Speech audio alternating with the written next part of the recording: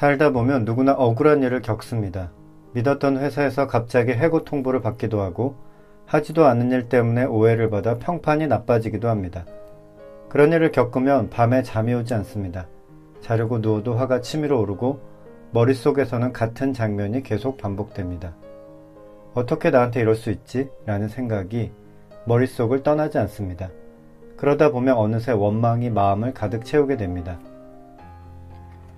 원망은 나쁜 일의 원인을 특정한 사람에게 돌리고 그를 미워하는 마음입니다. 저 사람만 아니었어도 내 인생이 이렇게 되지는 않았을 텐데. 우리는 종종 그렇게 생각합니다.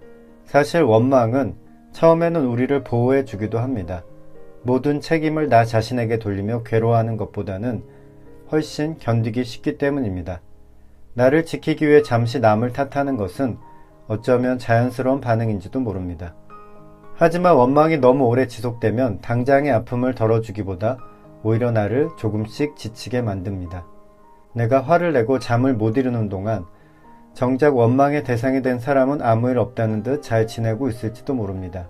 그런데도 나는 계속 그 사람을 떠올리고 그 사람이 한 일을 되새기며 에너지를 씁니다.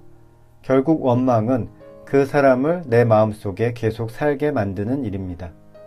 여기서 한 가지 생각해 볼 것이 있습니다.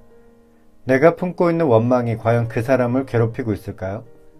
대부분의 경우 그렇지 않습니다. 원망은 상대보다 오히려 나를 더 괴롭힙니다. 원망은 상대를 향해 쏘는 화살과 같지만 그 화살은 좀처럼 상대에게 닿지 않습니다.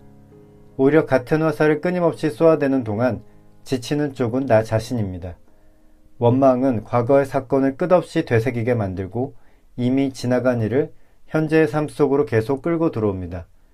그렇다면 우리는 어떻게 이 원망의 굴레에서 벗어날 수 있을까요? 스피노자는 우리가 타인을 원망하는 이유 가운데 하나가 인간을 지나치게 자유로운 존재로 보기 때문이라고 말합니다. 우리는 상대가 충분히 다르게 행동할 수 있었는데도 일부러 나에게 나쁜 선택을 했다고 생각합니다. 그래서 더욱 분노하고 미워합니다.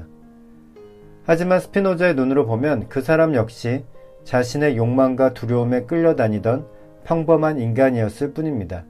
자신의 자리를 잃을까 두려웠을 수도 있고 손해를 보기 싫었을 수도 있으며 인정받고 싶은 욕망에 사로잡혀 있었을 수도 있습니다. 물론 그것이 잘못을 정당화하는 것은 아닙니다.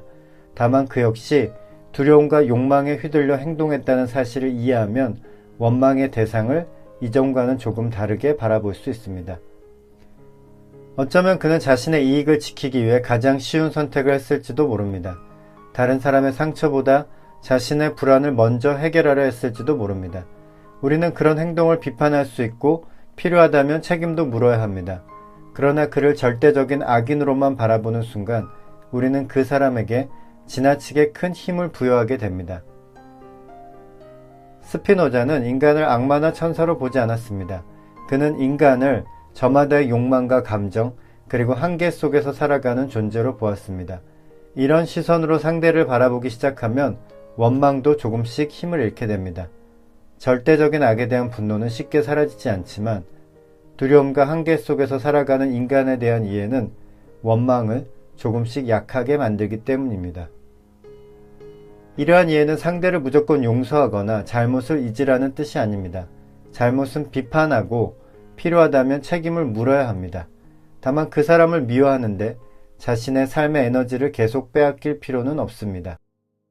원망의 화살을 꺾는다는 것은 상처를 없던 일로 만드는 것이 아니라 그 상처가 내 삶의 중심에 머물지 못하게 하는 일입니다. 과거의 사건은 바꿀 수 없지만 앞으로의 삶까지 그 사람에게 내어주는 것은 또 다른 상실입니다. 원망을 내려놓는 일은 그 사람을 위한 선택이 아니라 내 삶이 더 이상 그 사람을 중심으로 돌지 않게 하는 선택입니다.